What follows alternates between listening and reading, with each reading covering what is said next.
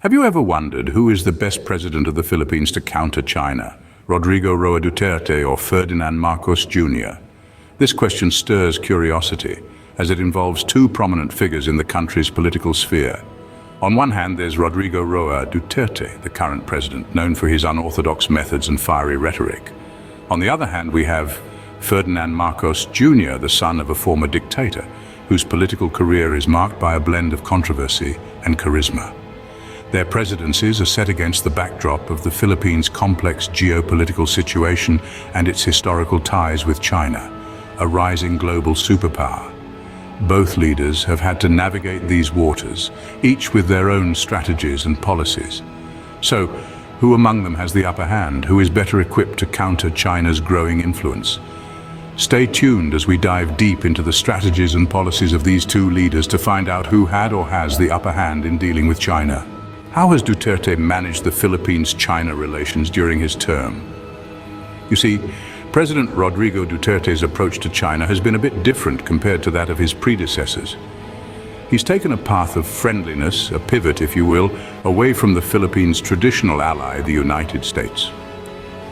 Now, this pivot wasn't just a sudden change in direction, it was a strategic move by Duterte. A calculated decision aimed at resolving the long-standing South China Sea dispute. Duterte believed that a less confrontational approach would bear more fruit in negotiations with China, a departure from the combative stance of the past. But Duterte's strategy extends beyond the political sphere.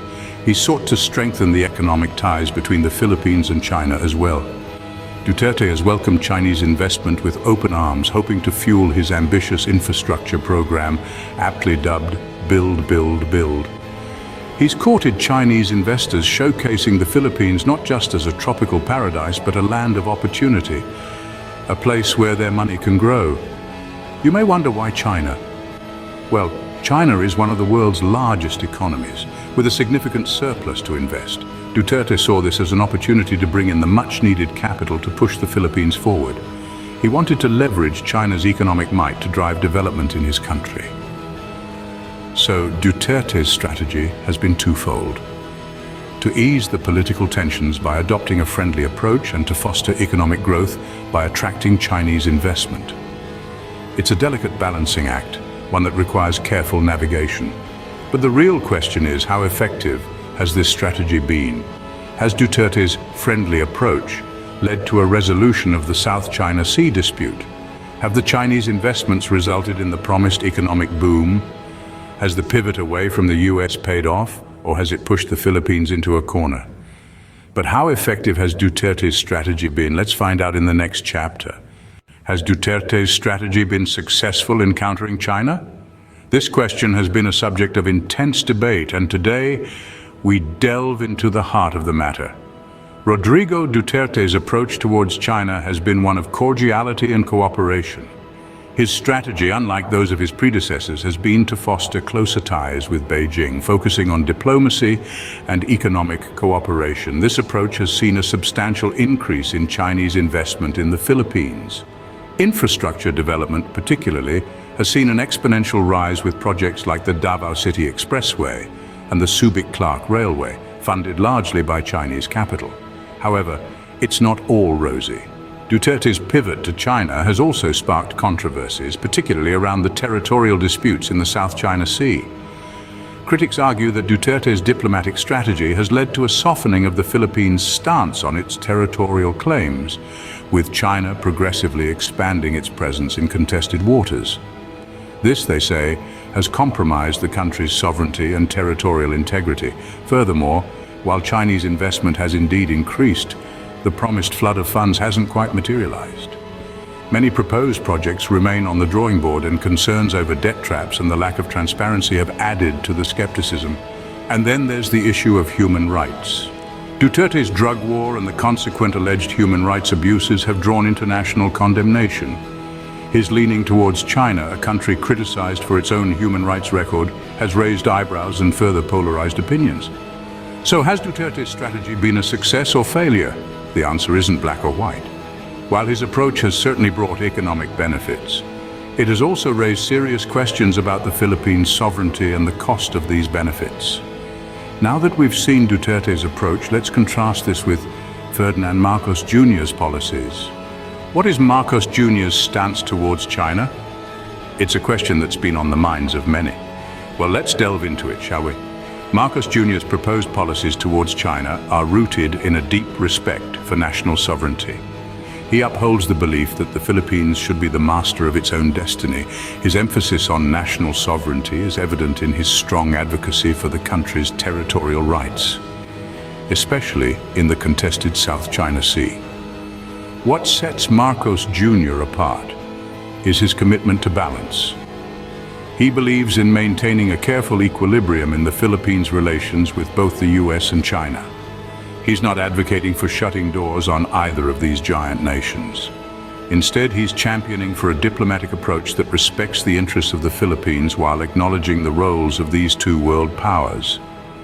In the arena of international politics, this is a strategy that holds potential. It's a path that could lead to a more nuanced and effective foreign policy. After all, the Philippines doesn't exist in isolation. It's part of a complex web of international relations, and it needs to navigate this web with precision and finesse. But let's not forget that this is a strategy that requires a delicate balance. On one hand, there's the need to assert the country's territorial rights. On the other, there's the need to maintain good relations with China, a country that holds significant economic and political clout. It's a balancing act that's not without its challenges, but if executed well, it could lead to a more proactive and autonomous foreign policy, one that respects the Philippines' sovereignty while also acknowledging the realities of the global political landscape. So what do we make of Marcos Jr.'s approach? Is it a strategy that holds promise, or is it a strategy that's fraught with too many risks? Let's evaluate the potential effectiveness of Marcos Jr.'s approach in the next chapter. Could Marcos Jr.'s approach be more effective in countering China? A question worth pondering as we delve deeper into his potential strategies and their possible outcomes. Marcos Jr.'s approach leans towards diplomacy and negotiation, a path that could potentially foster better relationships with China.